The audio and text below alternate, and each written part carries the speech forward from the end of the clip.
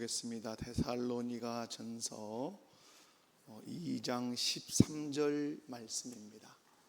신약성경 데살로니가 전서 2장 13절 말씀입니다. 한 목소리로 찾으셨으면 데살로니가 전서 2장 13절을 읽습니다. 시작.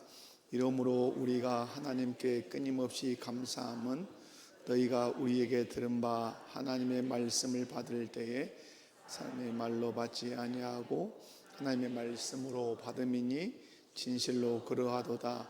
이 말씀이 또한 너희 믿는 자 가운데서 역사하느니라. 아멘. 하나님의 말씀이 어디서 역사하죠? 우리 안에서 역사합니다. 왜 역사합니까? 하나님의 말씀은 살아있고 운동력이 있기 때문에 우리 안에서 역사합니다. 그 말씀에 붙들리면 우리는 하나님의 영광과 역사를 드러내는 도구가 됩니다. 그런데 오늘 말씀을 받을 때 사람의 말로 받지 않았다. 이 말씀 뭡니까? 사람이 전한다 이 말이에요. 사람이 전하기 때문에 자칫 잘못하면 누구의 말로 받을 수 있어요? 사람의 말로 받을 수 있다. 이게 함정이에요. 우리가 은혜 받는 함정은 사람이 하나님의 말씀을 전하기 때문에 사람의 말로 받으려고 하는 것이 함정이에요. 그런데 데살로니가 교회의 중요한 특징은 뭐죠? 사람의 말로 받지 않고 누구의 말씀으로 받았다? 하나님의 말씀으로 받았다. 여러분이 설교를 들을 때마다 사람의 말로 받는 것이 아니라 하나님의 말씀으로 받는 은혜가 있기 원합니다. 하나님의 말씀으로 받으면 그 말씀이 여러분 안에 들어와서 역사를 일으킬 줄로 믿습니다. 오늘 이제 생명에 이르는 회개 제 몇 장이죠? 여전히 제 15장입니다. 15장 무엇에 이르는 회개? 생명에 이르는 회개. 자, 이제 1항에서는 그렇게 되어 있었습니다. 생명에 이르는 회개는 복음의 은혜다. 그래서 회개할 수 있다고 하는 것은 무엇이다? 은혜예요. 아멘이십니까? 하나님께서 우리에게 은혜를 주시려고 회개라고 하는 도구를 우리에게 주셨어요. 성경에 보면 다 넘어집니다. 아담 이후에 태어난 인생들은 다 넘어집니다. 누구도 자기 자신을 죄짓지 않는 의로운 자라고 자신할 수 없습니다. 다 넘어져요. 그래서 그 넘어진 자를 회복하게 하기 위해서 하나님께서 우리에게 주신 도구가 있는데 그것이 무엇이다? 회개라는 것. 돌이킬 수 있는 기회를 주셨다 이 말이에요. 돌이킬 수 있는 기회를 주지 않았다면 우리는 그 마지막 지경이 정말로 참담할 거예요. 그런데 이 세상 살아가면서 주님이 부르시는 그날까지 쓰러지고 넘어지지만 다시 돌이킬 수 있는 회개의 기회를 주신 것은 은혜 중에 은혜인 줄로 믿습니다. 그래서 생명에 이르는 회개는 복음의 은혜인데 교회는 이 교리는 그리스도를 믿는 신앙의 교리와 마찬가지로 예수 그리스도를 믿으면 구원을 얻는 것처럼 그 예수 그리스도를 믿는 믿음으로 뭣도 받는다? 죄 용서도 받는다. 여러분 누구 의지해서 구원 받습니까? 예수님을 믿음으로 구원을 받죠. 여러분의 회개도 뭘 의지해야 됩니까? 예수 그리스도의 십자가의 구속을 의지해야 죄 용서를 받을 수 있다 이 말입니다. 그런데 이 죄 용서를 받는 회개에 이르도록 성령께서 하시는 일이 있는데 반드시 복음 사역자의 복음을 전파하게 하셔서 그 말씀을 들음으로 우리 안에서 회개를 일으키시죠. 믿음도 어떻게 일으키시고 복음을 들음으로 믿음도 일으키시는 것처럼 복음을 들음으로 죄를 깨닫게 하시고 죄를 슬퍼하게 하시고 그리고 죄를 미워하게 하시고 그 죄에서 돌이켜 하나님께로 돌아가게 할 뿐만 아니라 하나님의 영광을 위해서 살도록 하신다. 그래서 믿음도 복음 선포가 중요하고 회개도 무엇이 중요하고 복음 선포가 중요하다. 아멘이십니까? 여러분의 믿음이 자라는 것도 말씀을 많이 들어야 되고 여러분이 성결하고 거룩해지는 것도 하나님의 말씀을 많이 들을 때 함께 그런 은혜가 있을 줄로 믿습니다. 오늘 2장 읽습니다. 2장. 자, 2장을 읽습니다. 함께 읽습니다. 시작. 이것에 의해 죄인은 그의 죄를 하나님의 거룩한 성질과 의로운 율법에 배치하는 것으로 그 위험함만이 아니라 또한 더러움과 추악함을 보고 느끼며 그리고 통회하는 자들에게 향한 그리스도 안에 있는 하나님의 긍휼을 깨달아 그의 죄를 슬퍼하며 미워하여 그것들을 다 버리고 하나님께로 돌아와서 하나님의 계명들의 모든 길에서 그와 동행하기를 목적하고 또 노력하게 된다. 아멘. 여러분이 아래에서 이제 두 번째 줄부터 보면 다 죄를 슬퍼하고 미워하고 버리고 누구께 돌아와요? 누구께 돌아와야 돼요? 분명한 겁니다. 우리는 목적어도 중요하고 주어도 중요하고. 그러니까 여러분 성경에서 하나님은 주어이면서 무엇이에요? 목적어예요. 이것을 여러분이 놓치면 안 돼요. 하나님은 성경에 뭐예요? 주어이면서 동시에 목적어예요. 주어이면서. 그래서 우리의 주인이실 뿐만 아니라 우리의 목적이 되세요. 아멘이십니까? 그래서 이 부분을 꼭 기억하시면서 신앙생활 하시면 좋겠어요. 자, 그래서 누구께로 돌아와요? 하나님께. 그러면 하나님께 돌이키는 것으로 우리는 회개가 끝났다고 생각해요. 그러나 그렇지 않아요. 돌아온 사람은 하나님의 계명들의 모든 길에서 그와 동행하기를 목적하고 또 노력하게 돼요. 그래서 여러분 흑암의 권세에서 건짐을 받아서 그의 사랑의 아들의 나라로, 설명을 우리 교회의 중요한 이제 목회 철학과 관계되니까 흑암의 권세에서 건짐 받아서 어디로 오죠? 그의 사랑의 아들의 나라로 와요. 아들의 나라로 어쨌다? 옮겨졌다 이 말이에요. 옮겨짐. 그런데 이 사이에 있는 게 뭐죠? 흑암의 권세에서 그의 사랑의 아들의 나라로 옮기기 위해서 있는 사건이 뭐예요? 그것이 바로 예수 그리스도의 십자가 사건이에요. 예수 그리스도의 십자가 사건 없이 흑암의 권세에서 그의 사랑의 아들의 나라로 옮겨질 수는 없어요. 그러므로 여러분이 십자가를 오해하면 안 돼요. 십자가는 끝이 아니에요. 십자가는 그 다리예요. 우리를 하나님께로 옮기는 과정이란 말이에요. 그럼 여기서 이제 옮겨졌으면 이 이후에, 옮겨진 이후의 삶이 있어요, 없어요? 이후의 삶이 있는 거죠. 이게 우리에게 이 이후의 삶을 우리가 뭐라고 하죠? 이것을 신앙생활이라 그래요. 신앙생활. 예수 그리스도의 그 십자가의 구속을 믿음으로 흑암의 권세에서 그의 사랑의 아들의 나라로 우리가 어땠다? 한번 따라서 해봐요. 나는 옮겨진 사람입니다. 그리고 옮겨질 것입니다. 어디서? 이 세상에서 또 저 내세 천국으로 완전히 그때는 옮겨질 거예요. 그러나 옮겨진 사람은 그 이후의 삶이 있는데 그걸 우리는 뭐라고 그런다? 신앙생활이라 그래요. 이게 우리가 길게 보아야 하는 우리 신앙이에요. 우리는 맨날 여기가 멈춰 있어요. 예수님의 십자가의 죽으심과 부활로 난 제사함 받고 구원받았다 땡 하면 신앙생활이 아니에요. 여기는 시작이에요. 시작, 출발. 그래서 바울 사도가 도의 초보를 버려라 하는 말이 뭐예요? 여기 머물러 있지 마라 이 말이에요. 어디로 와라? 이 옮겨진 이후로 와라. 이후로 오면 신앙생활이 뭐예요? 흑암의 권세에서 그의 사랑의 아들의 나라로 왔으니까 누가 왕이에요? 그의 아들 예수님이 왕이죠. 예수님을 왕으로 삼고 예수님의 명령을 내 삶의 원리로 삼고 살아내야 되는 거예요. 그것이 신앙생활이에요. 예수님의 명령을 내 삶의 무엇으로? 원리로, 법칙으로, 기준으로 삼고 살아나야 돼. 남편들아 할 때 제가 남편입니다. 아내 사랑하기를, 네, 왕이신 주님께서 그 삶의 원리 주셨으니까 그렇게 내가 아내를 사랑하겠습니다. 아내들아, 네, 제가 아내입니다. 남편에게 복종하기를, 이렇게 제가 그렇게, 내가 예수님 나의 주인이시니까 제가 그렇게 순복하겠습니다. 그렇게 살아가는 것이 뭐라고요? 신앙 생활이라고 하는 사실 꼭 기억해야 돼요. 그래서 여러분, 회개라고 하는 것은 목적이 여기 있어요. 여기에 회개는 돌이킨 후에 사는 것이에요. 아멘이십니까? 회개는 돌이킨 후에로 머물러 있는 것이 아니라 돌이킨 후에 적극적으로 예수 그리스도를 나의 왕으로 모시고 그분의 명령을 내 삶의 원리로 붙들고 살아내는 것. 그렇게 살면서 이 세상에서 무엇을 이루고? 천국을 이루고 하나님 나라를 이루고 그 하나님 나라를 이루면서 결국 어디로 가는 거예요? 영원한 내세의 천국까지도 우리가 간다는 사실을 잊지 않고 신앙생활 잘 하시기 바랍니다. 자, 학습 문제 1 질문으로 가겠습니다. 자, 질문 1 시작. 이 양에서, 자, 이 양 처음에 제일 위에 보면 시작이 어떻게 돼요? 이것에 의해 이렇게 돼 있죠. 이것에 의해를 이해하지 못하면 그 뒤에 문장을 이해할 수 있다 없다? 아무것도 이해를 못해요. 이것에 의해 율법이 배치된다는 것도 알고, 이것에 의해 내 더러움과 추악함도 느끼고, 이것에 의해 통회하기도 하고, 이것에 의해 하나님의 긍휼도 깨닫고, 이것에 의해 죄를 슬퍼하고, 이것에 의해 죄를 미워하고, 이것에 의해 죄를 버리게 되고, 이것에 의해 하나님께 돌아가고, 이것에 의해 하나님과 동행하기를 목적하고, 이것에 의해서 하나님과 동행하는 걸 목적하고 산다. 이것이 가장 핵심이죠. 그럼 이것이 뭐냐 이 말이에요. 자, 거기를 한번 읽어보자. 자, 시작. 이것에 의해라는 문장 중요한 문구다.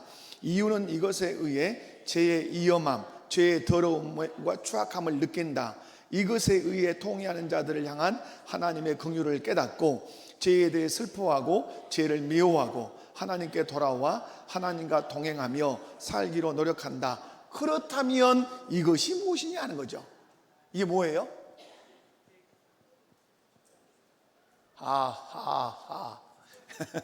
이것이 뭐예요?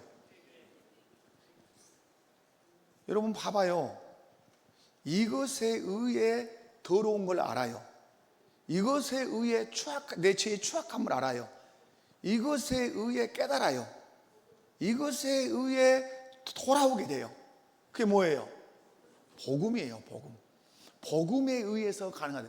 여러분, 그래서 여러분 잊지 않으셔야 되는 것은, 복음으로 우리가 누구를 믿어요? 예수 그리스도를, 복음 때문에 예수님을 믿어요. 믿음. 이것도 있지만 복음의 역할이 그것만 있는 것이 아니라, 복음으로 인해서 한마디로 얘기하면 무엇하게 된다?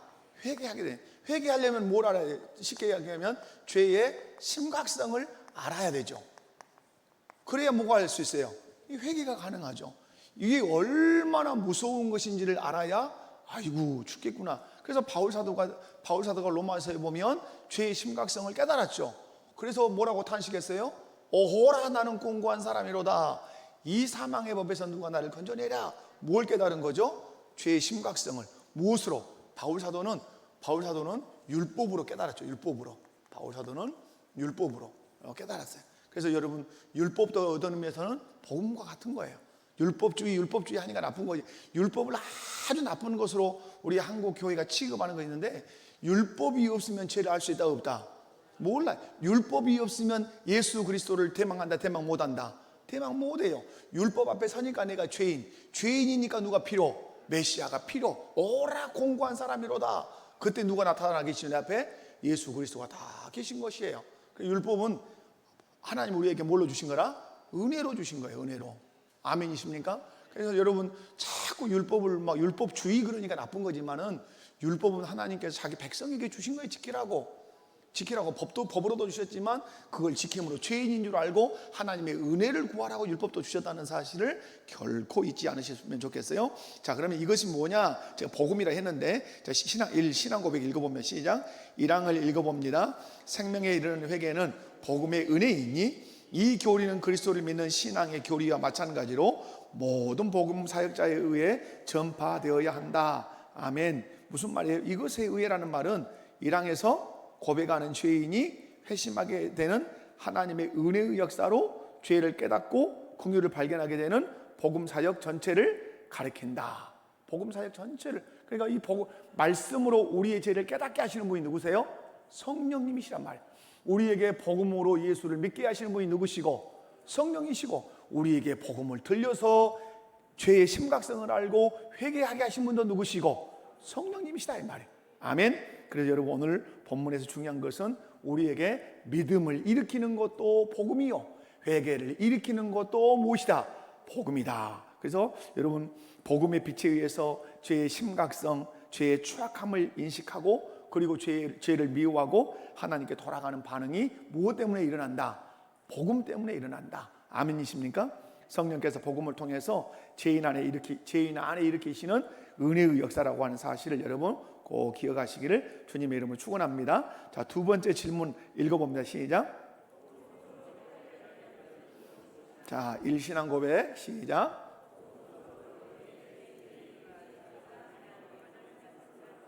의로운 율법에 배치되는 것으로 깨닫는다. 그리고 죄악의 위험함과 더러움과 추악함을 보고 느끼게 합니다. 아멘. 한마디로 뭐냐면 죄의 어떤 거? 심각함. 여러분, 복음 앞에 서면 뭘 깨닫는다고요? 죄의 심각함을 깨닫는 거예요. 여러분, 우리가 집에 있는 거울에 보면 내 얼굴이 뭐가 더럽구나, 잡티가 많구나, 흰머리가 많구나 느껴요, 못 느껴요? 느끼죠. 우리의 외모에 대한 상태는 어디서 잘 느껴요? 거울이 있어야 느껴요, 거울이. 근데 우리의 영적인 거울이 뭐예요? 하나님의 말씀이에요. 그 말씀의 거울 앞에 서면 그 말씀은 우리 외모를 비치는 것이 아니라 어디를 비춰요? 우리의 영혼을 비치고 우리의 내면을 비춰서 뭘 보게 하죠? 죄를 보게 하고 그 죄의 비참함을 보게 하고 그런단 말이에요. 그래서 여러분, 오늘 신앙 고백에 보면 죄가 하나님의 거룩한 성질과 의로운 율법에 어떠한다? 대적하고 있다 이 말이에요. 죄는 무엇과 대적해요? 복음과 대적하고, 죄는 하나님의 율법과 대적해요. 여러분, 율법과 하나님의 율법과 대적한다는 말은 대적하니까 뭘 짓는 거예요? 이 죄를 짓는 거죠. 반대로 사니까. 여러분, 그래서 복음 앞에 서면 반드시 깨닫는 것이 무엇이다? 죄의 심각성을 깨달아요. 그럼 여러분에게 한번 질문해 볼게요. 여러분은 요즘 살아가시면서 죄의 심각성을 깨달아 가십니까? 여러분, TV를 볼 때, 드라마를 볼 때, 어떤 연애 프로그램을 볼 때, 요즘 뭐 신세대 가수들이 와서 막 마이크를 잡고 노래를 부를 때 그 노래 속에서, 걔네들이 추는 춤 속에서, 여러분이 보는 그 드라마 속에서 여러분 죄의 심각성을 느끼냐 이 말이에요. 죄의 심각성을 느껴요? 여러분, 우리가 요즘 현대 사회가 죄의 심각성을 많이 느끼지 못해요. 여러분, 간암이 걸리기 전에 오는 병이 뭐죠? 경화증이죠. 경화. 경화. 이거 뭐예요? 굳어진다는 뜻이죠. 간이 점점 굳어져. 굳어지면서 뭐 하는 거죠? 못 느끼는 거예요. 마귀가 하는 일이 뭐죠?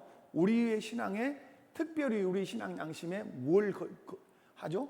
경화증을 주는 거예요. 신앙 양심에 경화증을 주는 거예요. 못 느끼는 거예요. 분명히 앞에서 죄악된 행위를 해도 죄인 줄 모르는 거예요. 죄악된 가사가 잔뜩 들어있는 노래인데도 들어도 전혀 죄인 줄 모르는 거예요. 드라마나 영화를 보는데 그 행위 자체가 아주 하나님 보실 때는 추하고 더러운 것인데 추하다고 더럽다고 전혀 못 느끼고 도리어 웃고 도리어 재밌다 그러고 도리어 즐겁다 그러는 거예요. 이유는 뭐죠? 이유는 우리가 죄에 대해서 그만큼 민감성이 떨어졌다 이 말이에요. 민감성이 떨어졌다는 말은 여러분, 우리의 영혼을 깨끗하게 하는 것은 무엇밖에 없다고 우리 성장반 이제 어제 마쳤으니까 우리의 영혼을 깨끗하게 하는 게 뭐예요? 우리 성장반은 성장을 안 했구나. 여러분, 우리의 영혼을 깨끗하게 하는 것은 진리를 행함으로 우리의 영혼이 깨끗해지죠. 우리의 영혼을 깨끗하게 씻을 수 있는 것 뭐밖에 없다고요? 하나님의 말씀인 진리를 행함으로. 여러분, 청년이 무엇으로 자기 행실을 깨끗하게 할까 알 수 있다고 해요? 왜 청년이 주의 말씀으로 그의 행실을 깨끗하게 말한다고 그렇게 청년을 들었을까요? 청년 때 가장 죄를 지을 수 있는 혈기가 방자단 말이에요. 그런데 그 청년의 그 혈기 방자함을 브레이크할 수 있는 것이 뭐예요? 하나님의 말씀인 진리뿐이다 이 말이에요. 누가 그 청년의 혈기를 막았어요? 부모님이 그 청년의 혈기를 막았어요? 아니면 뭐 자기 형님이 혈기를 막았어요? 그 누구도 그 청년의 혈기를 막을 수 없어요. 그러나 그 혈기를 다 가라앉힐 수 있는 것이 있는데 그것이 무엇이다? 하나님의 말씀이다 이 말이에요. 여러분, 그러므로 여러분이 이 시간 이제 기억하셔야 될 것은 죄의 심각성을 정말 깨닫게 느끼게 해달라고 여러분 기도하셔야 돼요. 그러므로 참된 회개라는 건 뭐냐? 참된 회개라는, 여러분, 회개를 많이 오해하는 이유가, 회개하는 이유, 여러분 회개하는 이유가 보통 뭐예요? 회개하는 이유가 사람들이 많이 이걸 생각해요. 하나님 내리시는 벌이 무서워서 벼락 맞을 줄 알고 그래요. 그러나 여러분, 가만히 하나님과 우리는 어떤 관계죠? 하나님과 우리는 인격적 관계란 말이에요. 인격적 관계. 그러면 이렇게 생각할 수 있어요. 아버지가 있고 아들이 있을 수 있어요. 그럼 아들이 어떤 아버지한테 잘못을 했어요. 그러면 이 아버지와 아들이 인격적 관계가 아닐 때는 이것이 먼저 떠올라요. 이것이 두들 맞았구나. 다리몽둥이는 오늘 이제 부러지겠구나. 인격적인 관계가 틀어져 있을 때는, 아버지를 폭군 아버지처럼 생각할 때는, 그러나 아버지와 인격적 관계가 아주, 우리 아버지가 나를 너무너무 사랑해, 나를 아끼고 나의 모든 필요를 공급하시고 나를 인도하시는 선하고 좋은 아빠야. 그런데 내가 아버지의 말씀에 어긋난 심각한 죄를 지었어요. 그러면 이 아들은 벌을 무서워하는 것이 아니라 뭘 무서워하죠? 아버지의 마음 상함을 슬퍼해요. 그래서 이 아들이 하는 게 뭐예요? 슬퍼함. 이것이 인격적 관계예요.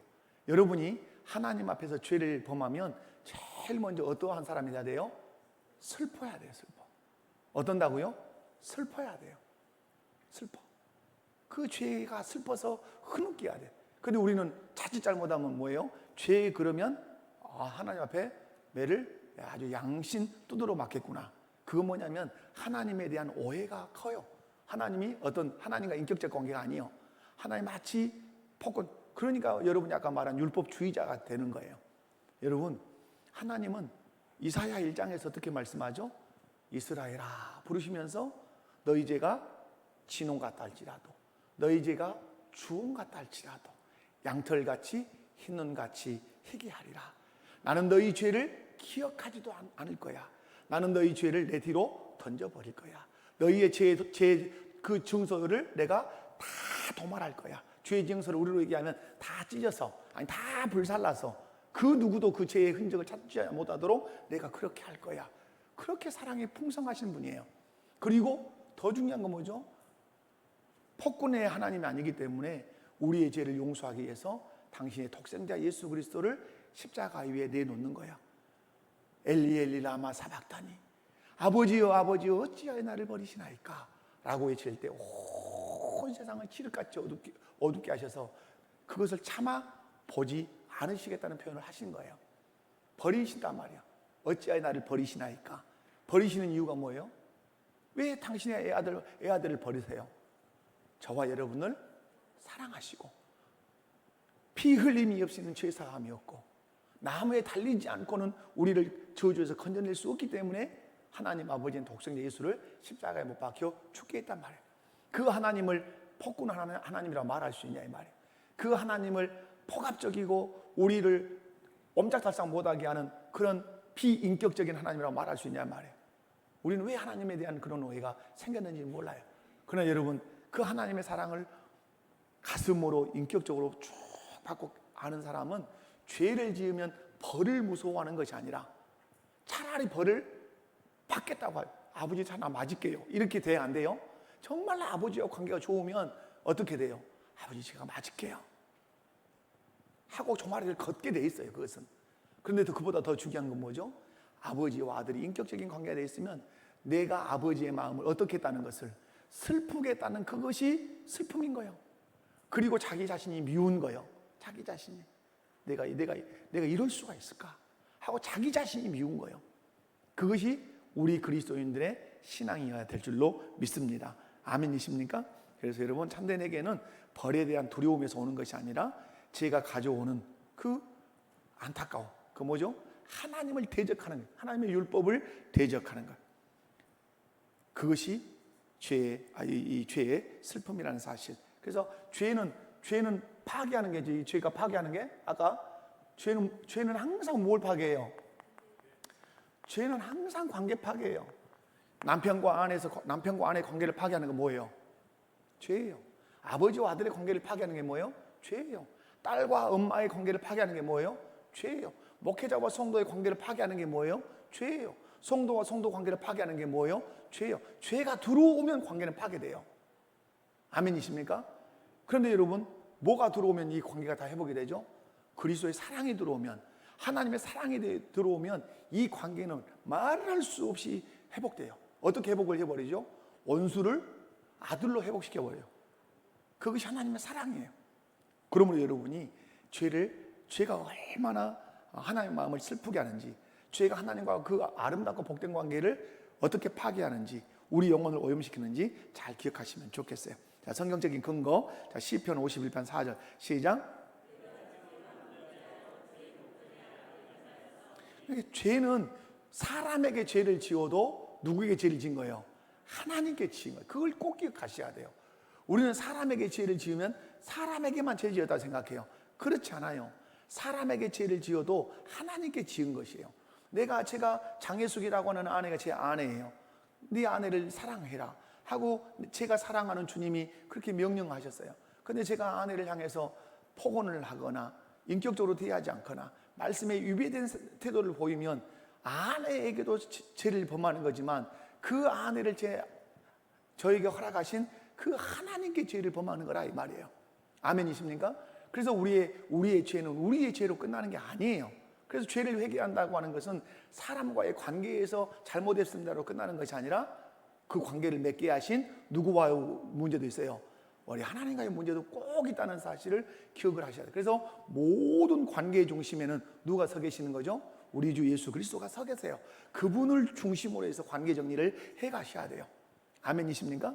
여러분, 관계는 반드시 누구를 사랑해야 좋은 관계 될 수 있어요? 하나님 사랑. 그러니까 저 사람이 하나님을 사랑하는지 아는지는 뭘 보면 알 수 있어요? 관계 맺는 것을 보면 알 수 있어요. 관계. 제가 그랬죠. 장혜숙이라고 하는 아내를 내 감정으로 사랑하기 이전에 우선된 것이 있어요. 내가 사랑하는 주께서 사랑하기 때문에 그 주님을 사랑하기 때문에 사랑하는 것이에요. 이렇게 가서 이렇게 가는 게 아니고 여기서 와서 이렇게 가는 거라 이 말이에요. 그런데 우리는 많은 관계를 오해해요.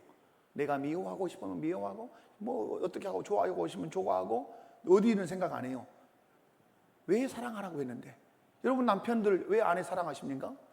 어떤 내가 처음 볼 때 눈에서 막 번개불이 튀었어요. 가슴이 막 벌렁벌렁 뛰었어요. 그래서 지금도 보면 가슴이 막 벌렁벌렁 뛰어요. 그래서 사랑합니다. 물론 그럴 수 있어요.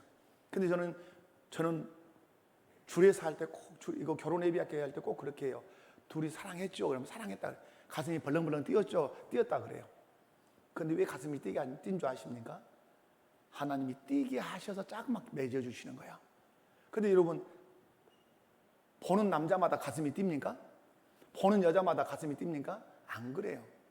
누가 뛰어요? 내 짝이 뛰어요. 장혜숙이를 볼 때 가슴이 뛴 것이고 장혜숙이가 나를 볼 때 가슴이 뛴 거예요. 누가 뛰게 하신 거예요? 하나님이 뛰게 하셔서 부부되게 하신 거예요. 그러므로 우리는 아는 거예요. 너와 나의 가슴을 뛰게 하신 분이 하나님이셔. 하나님이 나를 짝으로 맺어주었기 때문에 그 하나님을 사랑하기 때문에 내가 너를 사랑해. 그 관계 중심이 어디가 있어야 돼요? 늘 하나님께 있으셔야 돼요. 그러니까 여러분의 관계하는 것 보면 신앙생활 다 금방 알 수 있어요. 신앙의 수준이 어떻게 되는지. 자, 로마서 7장 13절 읽습니다. 시작.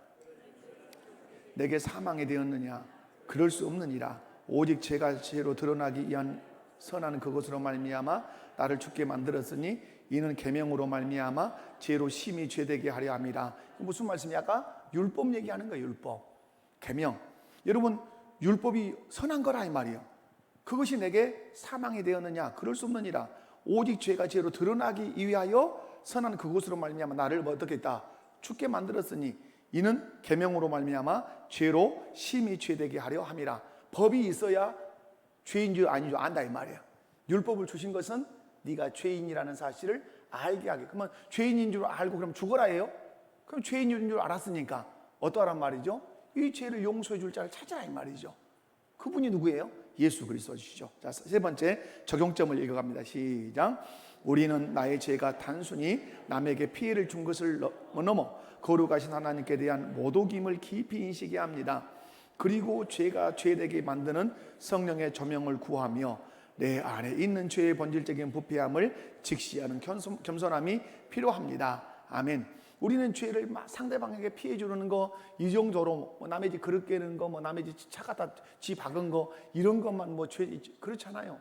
죄는 항상 우선이 누구예요? 누구와의 관계예요? 하나님과의 관계가 제가 얘기했죠. 다시 한번 옛날 여러분이 늘 들어서 알겠지만은 이것을 기억하시면 좋아요. 제가 하는 것처럼. 여러분, 제가 한옥 얘기했죠. 한옥이 있단 말이에요. 그러면 한옥에는 기둥들이 많이 있어요. 이렇게 기둥들이. 그죠? 그러나 분명한 사실은 무슨 기둥이 있어요? 주기둥이 있어요. 주기둥이. 이게 문짝이라 합시다. 저는 그림을 잘 못 그리니까. 자, 그래요. 그럼 이 집이 한옥은 어때요? 이렇게 쓰러지려고 안 쓰러지려고 그래요. 한옥하고 우리 몸은 거의 비슷해요. 한옥에 사람이 안 살면 어째요? 금방 허물어져 버려요. 우리의 몸에서 영혼이 떠나면 바로 썩어요. 똑같 비슷해요. 그런데 한옥이 싹 넘어지면 이 문도 어쩌겠어요? 이 기둥이 넘어지면 이 문도 다 같이 삐그덕해져요. 그러면 모르는 목수는 뭐예요? 모르는 아버지는 그냥 문 열어놓고 대패지를 문턱을 해요. 막 그다가 뭐다 끼우고. 그러면 집이 어떻게 될까요? 망가져요. 진짜 이 한옥을 짓는 대목은 어때? 여기다 수평기를 탁 대요. 수평기 알아요? 수평기? 수평기를 대면 이것이 기울어졌구나 알겠죠? 그러면 힘을 기울여서 이 기둥을 쫙 끌어와서 딱 맞추는 거예요. 맞추면 이런 문짝도 틀렸던 것이었죠? 딱 맞아요. 그러면 옛날에 깎아붙은 것이에요. 이제 거기가 이제 틈이 생기는 거예요. 이제 문제가. 그러니까 초보 목수와 대목은 틀리는 거죠. 제가 말씀을 드리려고 하는 것은 우리의 관계에 기둥이 있어요. 기둥 관계가. 누구와의 관계예요?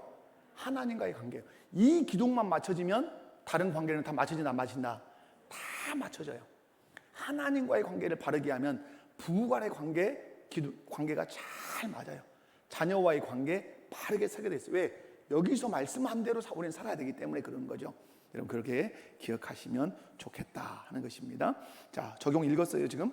자, 읽었습니다. 시작. 또 다른 신앙 고백 한번 읽습니다. 시작. 그리고 통해자들을 향한 그리스도의 안에 있는 하나님의 긍휼을 깨닫게 하십니다. 자, 복음으로 이제 죄를 알았으니까 죄에 대해서 어떻게 하죠? 통해해요. 통해하는 자들을 향한 그리스도 안에 있는 하나님의 긍휼을 어떻게 하신다고요? 깨닫게. 그래서 하나님의 뭘 깨닫는다? 자비를 깨달아요. 하나님께서는 복음 전도자들을 통해서 복음을 막 선포하게 하세요. 그 복음을 들을 때는 여러분 예수 안 믿는 사람은 예수 믿는 믿음이 생기지만 예수를 믿는 사람은 뭘 깨닫게 되죠? 자기 안에 있는 죄를 깨닫게 돼요. 뭘 깨닫게 된다고요? 죄의 심각성을 깨닫게 된단 말이에요. 그리고 그 복음 안에 죄의 심각성만 깨닫는 것이 아니라 회개하면 어떠한다는 메시지가 들어있죠? 네가 회개하면 네 잘못을 뉘우치고 내게 돌아와서 회개하면 어떠하신다는 용서하신다는 자비의 음성을 듣게 돼요. 긍휼의 음성을 듣게 된다 이 말이에요. 이것은 회개하는 자들에게 베푸시고자 하는 하나님의 사랑을 말씀하는 거예요. 여러분 구약의 선지자들이 막 나타나요. 언제 선지자들이 많이 나타났다 그랬어요? 북이스라엘이 타락해서 망조를 들어갈 때 남유다가 막 망해가려고 할 그때 하나님은 막 불이 나게 막 보내시는 거예요. 누구를? 그 선지자들이 와서 막 외치는 외침이 뭐예요? 여호와께 돌아오라. 여호와를 알자. 힘써 여호와를 알자 하면서 하나님께 막 돌아오라고 외쳐요. 그런데 놀라운 일이 생기죠. 돌아와야 되는데 돌아오지 않고 돌아오라고 보낸 하나님의 선지자들을 왕들이 어떻게 해요? 막 쳐 죽이기 시작해요. 그럼 마지막에는 누구까지 죽이죠? 세례요한도 죽이고 예수님까지 다 죽여버리는 거예요. 여러분 끝까지 하나님이 외치시는 외치심이 뭐예요? 돌아오라. 돌아오라. 돌아오면 내가 너희 죄를 어떻게 하신다? 용서하신다. 그 긍휼과 자비를 깨달아야 된단 말이에요. 그러므로 여러분 죄의 심각성을 깨닫는 것으로는 충분하지 않아요. 죄의 심각성도 깨달아야 되지만 그 죄를 용서하신다는 하나님의 자비를 깨닫는 것은 훨씬 중요하다. 아멘이십니까? 하나님은 우리의 죄를 용서하시고도 남을 만한 자비가 있어요. 사랑이 있으세요. 아멘이십니까? 여러분 하나님의 자비의 한계는 없어요. 하나님의 사랑의 한계는 없어요. 여러분의 어떤 죄라도 다 용서하실 수 있어요. 여러분 예수님께서 십자가에 돌아가실 때 한편 강도가 있어요. 어떤 사람은 나도 예수 믿다가 그렇게 죽어버려다 죽었다 이런 사람도 있어요. 얼마나 바보 같은 말인지 몰라요. 그죠?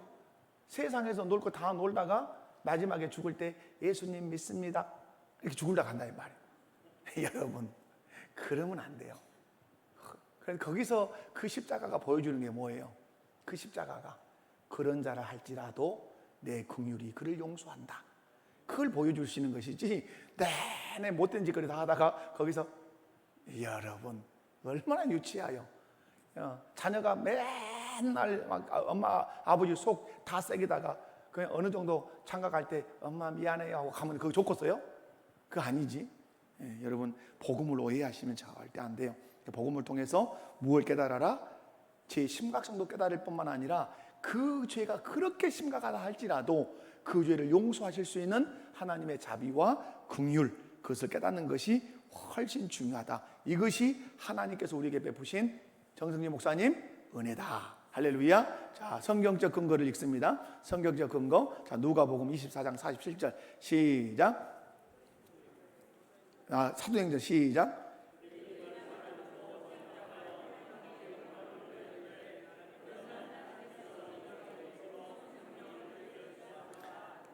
여러분, 고넬료의 집에 가서 이렇게 이제 한 사역이잖아요.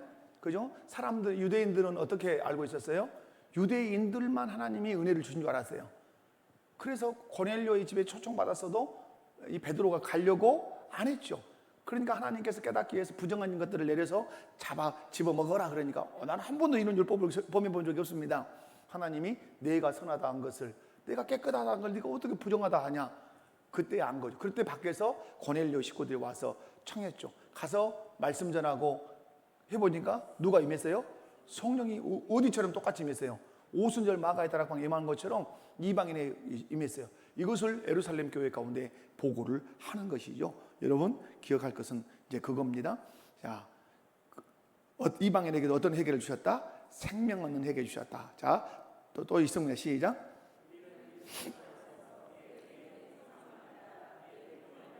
속량 곧 제사함을 얻었느니라. 자, 여러분, 속량 곧 제사함은 어디에 근거해서 온 거다? 그리스도 안에서 그의 은혜의 풍성함. 그 은혜의 풍성함이라는 것은 뭐죠? 네 죄가 어떻게 크든지 간에 다 속량할 수 있다 없다? 있다. 그래서 1만 달란트 비유가 그거잖아요. 마도와이즈 하는 거 제가 이제 아내를 보니까 책을 하나 읽는 걸 제가 봤어요. 어떤 책 읽었어요? 내리용서라는 책을 읽는 걸 봤어요. 내리용서. 여러분, 그 내리용서라고 하는 책에서 말하는 게 뭐냐면 그런 거잖아요. 우리는 1만 달란트 빚을 졌어요. 근데 누가 용서했어요? 하나님 아버지께서 예수 그리스도의 피값으로 속량해서 우리를 용서했어요. 그럼 용서를 받았다면 우리는 몇 데나리온? 100데나리온? 나한테 한 사람을 어떻게 해야 돼요? 용서. 내가 용서를 받았으니까 용서해야 돼요. 그런데 용서했어요? 안 했어요? 안 했어요. 그러니까 이 사람을 잡아다가 감옥에 넣었어요. 여기에 대한 해석을 제 아내가 읽어서 따로 이렇게 쭉 하는 걸 제가 이제 들었어요. 그것은 내리용서라는 책을 사서 읽어보시기 바랍니다. 써요. 이제 책 이름 내리용서. 책 이름 무슨 책? 내리용서. 책을 많이 읽도록 합시다. 내리용서 읽으시면. 여러분, 그러니까 내가 하나님의 사랑, 그 은총을 많이 받았는가는 뭘로 보라 알아요? 아까 얘기한 거죠. 관계를 보면 금방 알 수 있어요. 용서를 내가 그 큰 용서를 받은 사람은 내 삶 가운데 관계에서 조금 잘잘하게 잘못한 것들은 어떻게 할 수 있어요? 옆에 분들 보고 한번 얘기해 봐요. 쿨하게 용서할 수 있습니다. 어떻게 용서할 수 있다고요? 쿨하게 용서할 수 있어요. 쿨하게. 그게 내리 용서의 아주 중요한 은혜라는 사실을 기억하셔야 돼요. 자, 그 다음에 넘어가겠습니다. 자, 적용을 읽습니다. 시작. 죄를 고백할 때마다 우리는 그리스도 예수 안에서 베푸시는 하나님의 놀라운 은혜를 기억해야 합니다. 죄책감에 눌려있지 말고 십자가의 사랑과 용서를 붙들 때 우리는 참된 해결로 나아갈 수 있습니다. 아멘. 십자가에서 기다리는 예수. 아멘. 내 죄를 용서하기 위해서 십자가에 당신의 아들을 못 박아 죽인 그 하나님의 아버지의 사랑, 그걸 기억하면 죄를 지었다 할지라도 다시 일어설 수 있다 없다? 있다. 그래서 죄에 대한 깊은 깨달음과 하나님의 자비에 대한 인식. 그러니까 여러분 이 두 가지가 함께 있어야 돼요. 죄에 대한 깨달음. 죄에 대한 깨달음. 이것이 있어요. 그럼 이것만 있으면 죄 안 돼요. 안 되죠. 이것만 있으면 반드시 뭘 떠올려야 돼요? 하나님의 자비를 동시에 떠올려야 돼요. 죄에 대한 그 비참함, 그것을 내가 하나님 아버지 마음을 슬프게 했구나, 내가 그냥 죽일 놈이야 하는 것까지도 좋아요. 근데 여기서 멈추면 된다 안 된다? 안 돼요. 내가 이런 죄를 지었지만 아버지는 나를 용서하시려고 십자가의 독생자 예수를 못 박아 죽이셨어. 그게 잘 나오는 게 탕자의 비유예요. 탕자의 비유. 그죠? 탕자는 어째요? 탕자는 아버지의 마음을 얼마나 아프게 했다는 사실을 깨닫고 각심을 하고 가요. 어떤 각심을 하고 가죠? 나는 아들이라고 나는 안 할 거야. 그건 그냥 입에 발린 얘기가 아니에요. 나는 아버지 아들이라 일컬음을 나는 받지 않을 거야. 나는 누구가 될 거야? 종이 될 거야. 하고 갔는데 아버지가 그래 종해라 그랬어요. 아버지에게는 여전히 아버지예요. 아멘. 기억하셔야 돼요. 여러분이 넘어져도 여러분 여전히 하나님의 자녀예요. 아버지 나는 죽을 죄인이에요. 너는 죽을 죄인이어도 너는 여전히 내 자녀예요. 오니까 어떻게 했어요? 신발 신기고 옷 입히고 가락지를 입히고 송아지를 잡아 잔치를 벌렸죠. 그럼 여러분 그 이후에 이 아들은 어떻게 살았다고 여러분 제가 설교했어요? 혹시 알아들어요? 그 이후에 이 사람은 어떤 정신으로 살아요? 종정신 가지고 살아요. 아들이지만 어떤 정신으로 산다고요? 종정신 가지고 살아요. 그것이 하나님이 우리에게 찾으시는 마음이에요. 종정신 가지고. 근데 우리가 타락하면 잃어버린 게 뭐죠? 그 정신을 잃는 거예요. 여러분 죄에 대해서 슬퍼하는 것을 끝나지 말고 뭘 기억하라? 하나님의 자비 긍휼을 꼭 기억하시라. 자, 성경적 근거로 가겠습니다. 시작. 그때 너희가 에스겔서 36장 31절 시작. 그때 너희가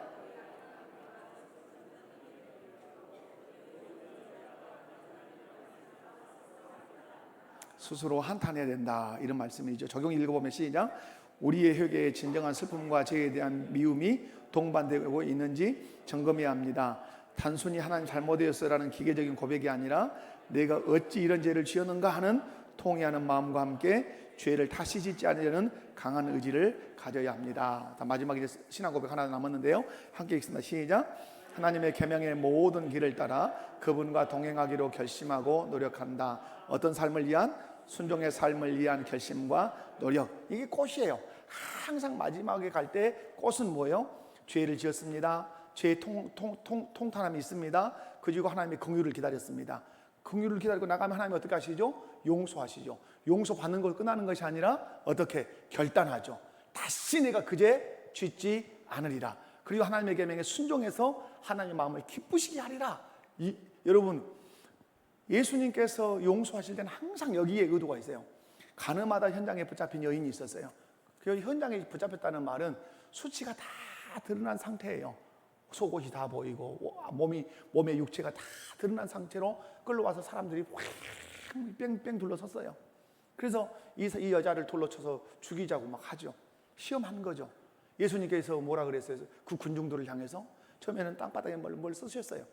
사람들이 그걸 보고 뭔가 느꼈겠죠. 또 쓰셨어요. 그리고 예수님께서 하신 말씀이 뭐예요? 죄 없는 자가 돌로 쳐라 그랬어요. 그래서 이상하게 사람들이 다 흩어졌어요.